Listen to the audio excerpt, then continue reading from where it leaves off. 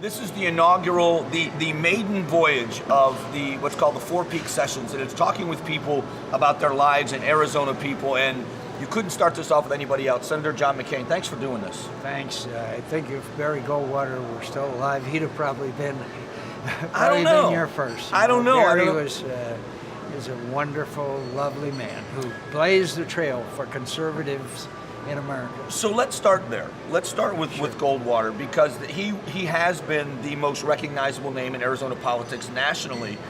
But with all due respect to the memory of Barry Goldwater, internationally, you are the most well-known person in American politics. You realize that, right?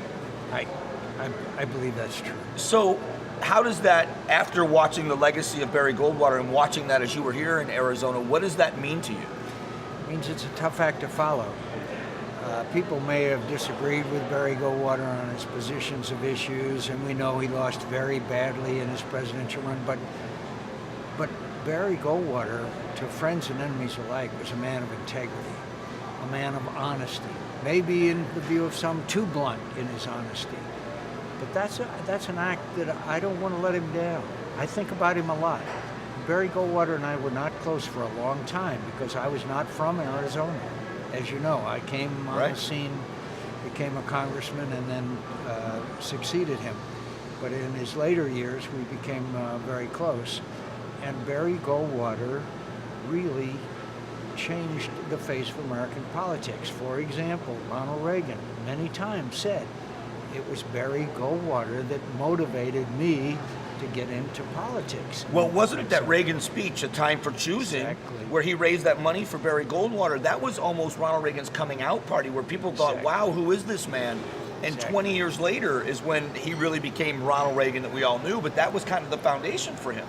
Absolutely. And given the generosity of the man, I heard him say, Ronald Reagan say many times, that he would say, I would not be president of the United States today if it hadn't been for Barry Goldwater. Wow. And maybe, given Reagan's generosity of spirit, maybe that wasn't entirely true, but it was an awfully nice thing to hear. When you look back, I was watching recently about Pearl Harbor Day, 75th anniversary. Yeah. And on the television show, we ran the piece of video, just a small piece, of you telling the story of somebody coming and informing your father. Can you tell a little bit of that story? My father was a submarine officer. My grandfather was an early aviator and was a commander of the carriers in the Pacific under Admiral Halsey. We lived in New London, Connecticut, submarine base. My father was a commander of a submarine. And it was Sunday morning, and we happened to be out in front of our house. The guy pulled up and shouted out to my father, said the Japanese had bombed Pearl Harbor. My father went upstairs, packed a bag, and drove off. And really, I think I saw him once in the next 5 years, because in those days, they were in the war, as they called it, quote, for the duration. And people didn't come home. They didn't rotate.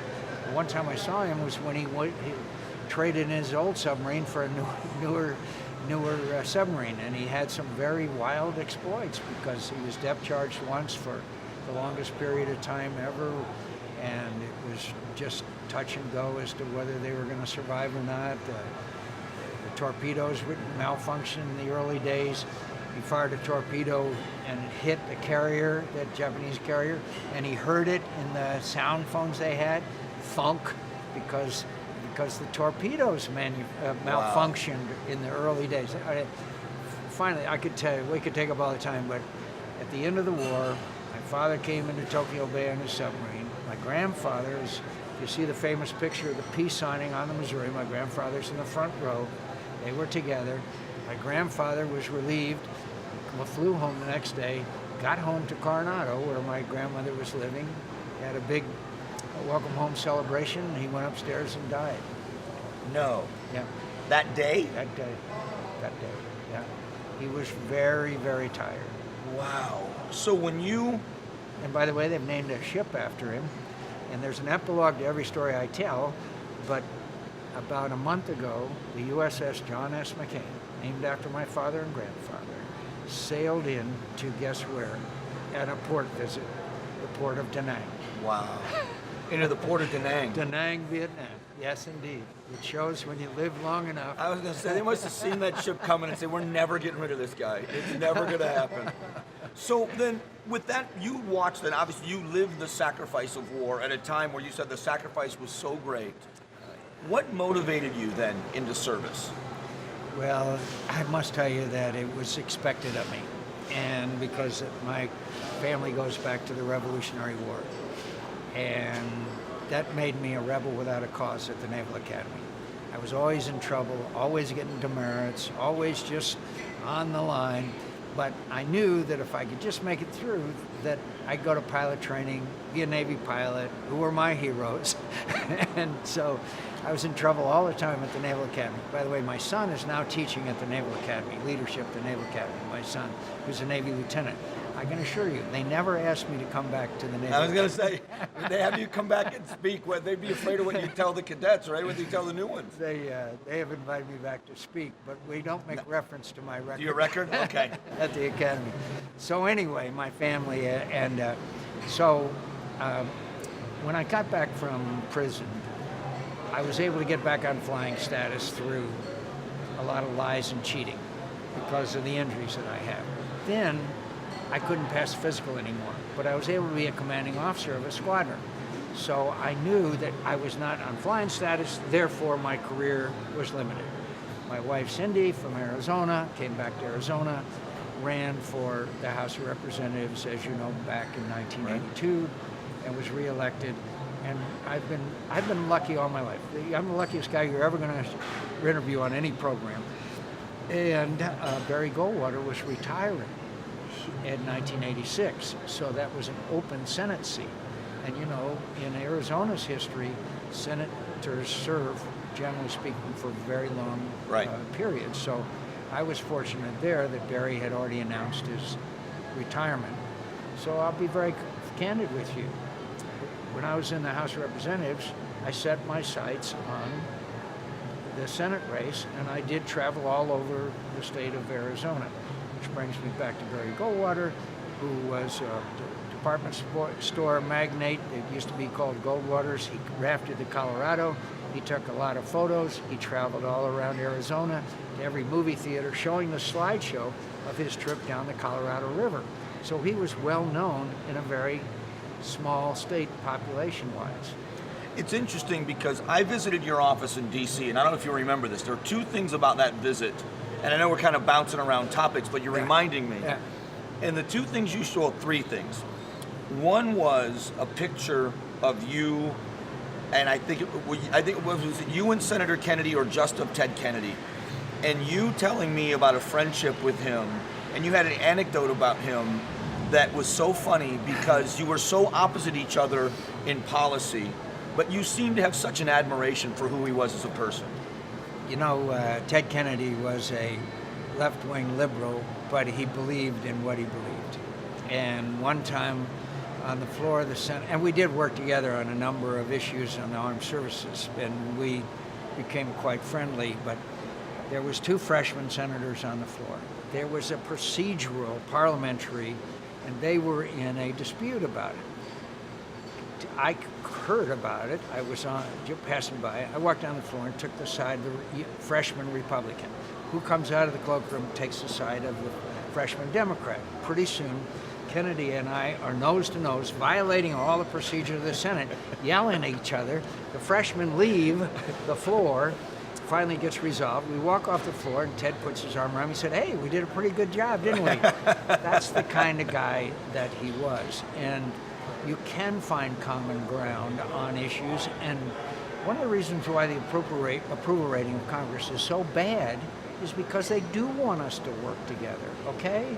The economy's not in great shape. They want us to work together on tax reform. Anybody understand the tax reform? Why don't we work together on that? There are a lot of issues that we can, and by the way, that was in Arizona, and I'm sorry it's been neglected, but that was an Arizona tradition. We were such a small state that Barry Goldwater and Carl Hayden and Paul Fannin and John Rhodes, they worked together. That's how we got the Central Arizona Project. If it hadn't been for a united delegation, we never would have gotten it. And that, unfortunately, I'm sorry to tell you, Mike, in all honesty, it kind of has faded away, and I'm sorry. One of the other things in your office that I think you were maybe most proud of were the photographs that Barry Goldwater had taken and autographed. I'm not from Arizona either. Yeah. I've only been here for 21 years. Yeah. But what a piece of history that is, not politically, but just history. Barry Goldwater was about like the 40th person to raft the Colorado River, as I mentioned. Barry Goldwater's family grandfather came as a trader on the Navajo reservation. Barry Goldwater loved the Native Americans. I can't describe adequately to you. And he was a great photographer. And in the 1940s, he took pictures, which he signed for me, copies of. They're on the wall. It captures the character. That's what strikes you about it. It captures the character of these Navajos, both men and women. And Barry Goldwater loved Arizona. He said it's, I've forgotten now the mileage, fallen out of a certain number of square acres plucked out of heaven. I mean, he loved Arizona, and he served it, and he was a great aviator. There's so many stories. I could tell you that.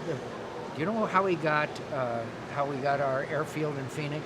Do you know how Phoenix Sky Harbor? Barry Goldwater, and I think it was, I think Fannon's had something to do with it. He rented a bulldozer one day and bulldozed a landing strip, which is now Phoenix Sky Harbor Airport. He and a guy named, I think it was Harry Rosenzweig, I'm not sure. Okay. And that's now today Phoenix Sky Harbor Airport. He loved aviation. He flew every single airplane the Navy, Air Force, and Marine Corps had, up to and including the B-1 bomber. Wow. He never missed a single military airplane. And all during the Vietnam War, he was a ham radio operator. He would take calls from sailors, soldiers, and Marines in Vietnam, and he would take the calls and connect them to the phone number of their families. Sometimes he would stay up all night making those calls, connecting the service members with their families. Remember, communications in those days was far different from today. We could someday we'll do a whole program on Barry Goldwater. I would love to do it now. So let me go ahead. One more quick story. John Rhodes, young lawyer from Kansas, went through training in Arizona like so many hundreds of thousands of others. Wanted to come back to Arizona, became a lawyer, was out in East Valley. There was no Democrat Republican Party. It was dominated by Democrats. Barry Goldwater, city councilman in Phoenix, goes to John Rhodes out in East Valley and says, hey, I'm running for the Senate. We need somebody to run for the House of Representatives. And John Rhodes said, but Barry, I don't want to go to Washington. And Barry said, don't worry, you won't. And it was the Eisenhower sweep of 1952 when Eisenhower was swept into office. Barry Goldwater defeated the majority leader of the United States Senate. Wow. John Rhodes defeated the chairman of the Interior Committee. They both stayed for 30 years. Wow. What a great story. Isn't that wonderful? It's John incredible. Rhodes was one of the nice men, I'll tell you, I've ever known in my life. I have been most surprised by your stories, not so much the stories, but the way you tell them about your time as a POW. Mm-hmm. And when I was in your office, you have to tell the story because I know I'm going to get it wrong. Yeah. The picture of the sign that's written in Vietnamese. Oh, yeah. When I was shot down, I was hit by a surface-to-air missile, and it's too long to describe it. I went down in a lake in the center of the city of Hanoi. The target that day was the power plant in Hanoi. And it happens to be that I was in the dive. Make a long story short, I landed in a lake in the center of the city of Hanoi. And I'm out there floating around, and the Vietnamese, of course, you're in the center of town, they came out and they had some bamboo poles. There was about 10 of them, and they all pulled me up on the bamboo poles because I had broken my arms and pulled me out. And the reception was not kind, which is another story for another day. But about 4 years ago, the Vietnamese defense minister comes in, gives me this picture. And here's the picture of me being pulled out of that lake. I didn't know the picture existed.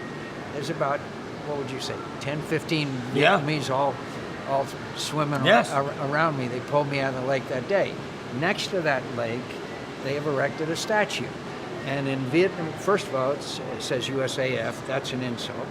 As you know, I was in the Navy. In the Navy. But In Vietnamese, on the other side of this statue, says on 26 October 1967, the people captured the famous air pirate, Major John McCain. It's on that, Right. commemorating that next to the lake, that's where Major John McCain, the air pirate, came into Vietnam. And didn't you tell me that when the American tourists go to Hanoi, they make sure they take them all by the... They take them all by the statue, and they always say, yeah, this is where we captured McCain. You realize, to someone, a civilian, my entire life appreciates the humor, but you have that picture in your office in D.C. Yeah. Oh, listen, I am more recognized in the street in Hanoi than I am in Phoenix, honest to God, because of the work that I did on the normalization of relations and the POW MIA issue. And by the way, there's a lot of problems with the Vietnamese government. They're still communists and dictators, but they're our friends because they're scared to death of China. And China has been acting in the most aggressive fashion. You may have noticed in the news in the last couple of days, they just put anti-air missiles on those islands that they illegally occupied. That's dangerous. When you look at your time in captivity, you've talked to us about those things. I told you I was at an event earlier, and one of the keynote speaker mentioned you by name and said he spent a Christmas with you there. He talked of the torturous conditions that went on, but it seemed to be this sentiment that you've echoed about relationships that were formed in a place like that. Your memories of that time, what's the most vivid memory of that time when you were held captive, when you were a POW? The leadership that inspired me, names that are not familiar to people nowadays, like Jeremiah Denton and Robinson Reisner and others, and the love and affection that developed between us. I lived next door to a guy one time that I tapped on the wall for a year. I never saw him. I didn't know what he looked like.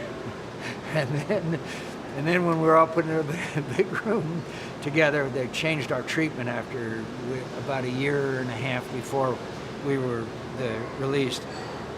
And I met him, Bob Craner, but I'd been tapping on the wall to him, and I knew everything about the guy, and he knew everything about me, ever. He knew more about me than anybody I've ever known, because we had all these times together communicating with one another. Now, in life, I think you got to put the bad stuff behind you and think of the love and affection and the camaraderie of those people. They're still the ones I know best and love most in my life, and I still hear from them all the time. Usually, John, why did you say, or why didn't you, or John, you are all wrong. Does that ever get to you? No, I love them, and I not just them, but from anybody politically. When you get censured by like the local county party, does it ever, or is it you get so thick-skinned and you understand it's politics? I'd like to tell you that you get thick-skinned, but it hurts. Yeah, it does hurt. You try to do the best you can, and you don't understand why someone really doesn't like you, but you have to move on. You have to move on. But does it hurt my feelings? Yes, but you can't. Right. You can't let it affect your behavior, or your outlook, or your principles or values. We were talking. So for us, it's always anecdotal. I'm on the air. We're talking about this flag burning issue, and whether or not it's protected. And for me, I think it's a despicable act to burn the flag. But I don't know you can go to the level of making it illegal. And I ask you about it, and you tell me a story about captivity, about somebody who had sewn the American flag in the inside of his jacket and was beaten mercilessly for it. Yep. And then as soon as he was well, what happened? Well, Mike Christian had sewn a flag on this. It's too long a story to go all the details, but every evening before we would have a bowl of soup, which we would say the Pledge of Allegiance. They found the flag in a search. They took him outside. They beat him very badly. Threw him back in. We cleaned him up as well as we could. This time we were living in a large room. There was about 40 of us, I guess, in that room. And we cleaned him up as well as we could. Concrete slab on which we slept. Light bulb in each corner of the room. I saw him in the corner of the room with a needle bamboo needle, his shirt, piece of white cloth, piece of red cloth. His shirt was blue, sewing another American flag. His eyes were almost shut from the beating that he had received. So yes, I have a special feeling about the flag, and I agree with you. I think the Supreme Court has already spoken, but I will let these people who disrespect the flag be judged by other Americans. And I agree. I don't think that judgment is very long, that they're very appreciative. There's lots of ways to protest, I think, but it is what it is, and we're still the greatest country on earth. You and I have talked about, and again, for me, it's always anecdotal. Yeah. You've talked about that code that you tapped, and that Tap you can code? still Yeah. tap. Oh, yeah, sure. It's simple. And it's a little hard. It sounds complicated when I describe it, but if you take the alphabet and divide it into 5 groups, 5 letters each, that means that each letter, the head of each group, is A, F, L, Q, and V. So the first tap is what group it's in. The second tap is where it is in that group. Okay, for example, the letter M. A, F, L, because it's in the third group. Okay, L, M, because it's the second letter in that group. So you pause between the 1, 2, 3 to tell them it's a third group. Yeah. Except that it's like the old telegraph operators of the Old West used to tap with the same guy like I did with Bob Craner. I mean, it was just as fast as you can talk, and you shorten words. The word instead of A N D, N, A F L L M N. See? So you were text messaging on the walls in Hanoi. Yeah. While we're shortening words via text message, you were doing that with that code. Exactly. And so it was a great way of communicating, and the key to successful resistance, because the Vietnamese always wanted us to do crime confessions, etc., was keeping a chain of command, keeping in contact with your fellow POWs, finding out who the senior ranking officer was in your wherever you were. There were several prisons, and get in contact with that senior ranking officer. That made the difference. Sometimes there were some of my comrades who, because of solitary confinement, one of the bad parts of it, you kind of become insular. That's when your resistance isn't as strong as when you have a senior ranking officer that you look up to and take the instructions from the senior ranking officer. So for political reasons or public relations reasons, they were going to release you. They wanted to, yes. They offered me a release because my father was an admiral. And I refused. And I refused because, one, our code of conduct says you go out by order of capture, you're sick and injured. At the time I was still not in very great shape. But my father was commander of the U.S. forces in the Pacific. So I knew why they wanted to release me. So I refused. And that refusal led to the roughest treatment that I received while I was there. But I knew that was going to happen as well. I knew they were going to use me one way or another. But the word got around that I had refused through the camp, everybody had boosted their morale. So it had the opposite effect of what would have happened if I'd have left and the admiral's son gets to leave, but everybody else has to stay. Did you ever carry any animosity towards the Vietnamese? Yeah. Some interrogators I hope I never see again. But the Vietnamese people are beautiful, gentle, wonderful people. The Vietnamese community here in Arizona is unbelievable. They're my best supporters. They campaign harder than anybody. There were some sadistic individuals, obviously, but the Vietnamese people, no, they're lovely people. And think of what the Vietnam lost so many wonderful people that came to this country. The Vietnamese community is very successful, as you know, in every way. So America's better for it. When you look at that time in your life and now where it's brought you, where you are now, was there ever a doubt you were going to serve in government? Was that always what you wanted to do after your service in the military? wanted to because I had been the Navy's liaison officer to the Senate. Okay. And what I saw the Senate in action, I saw a bunch of people that weren't very serious about their job.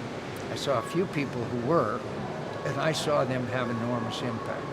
I literally saw one day when we were doing the defense bill, I think it was then Bill Cohen, who later was Secretary of Defense, write an amendment on the back of an envelope that the voice vote was put into the bill.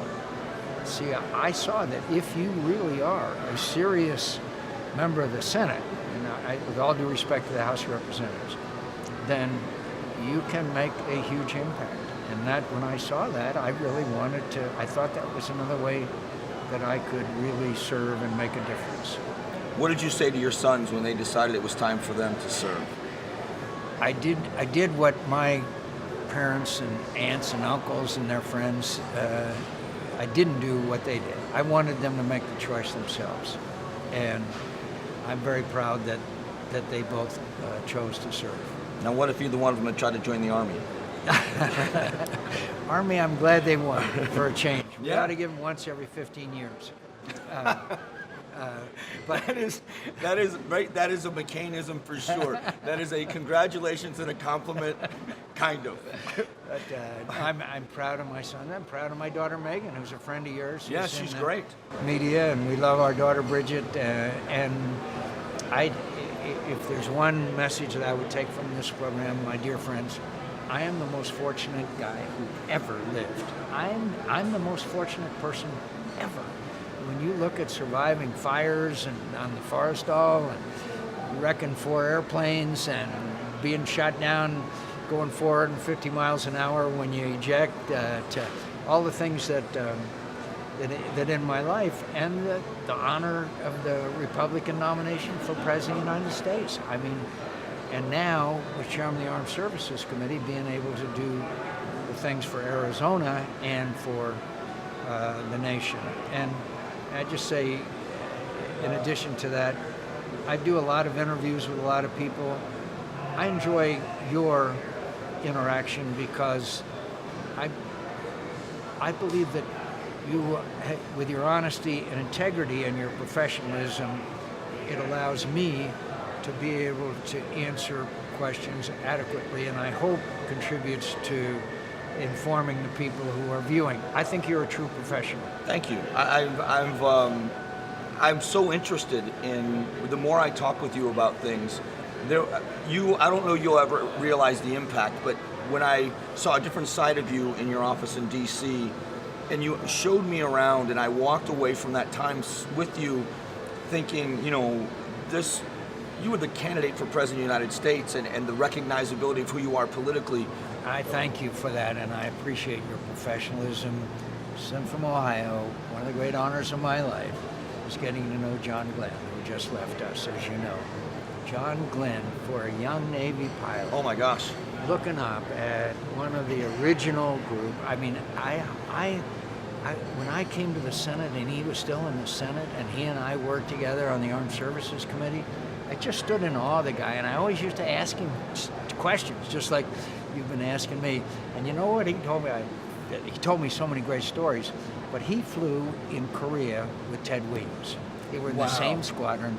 He told me that Ted Williams was the best natural aviator that he ever flew with. I mean, there's so many things that he would tell me that I just would.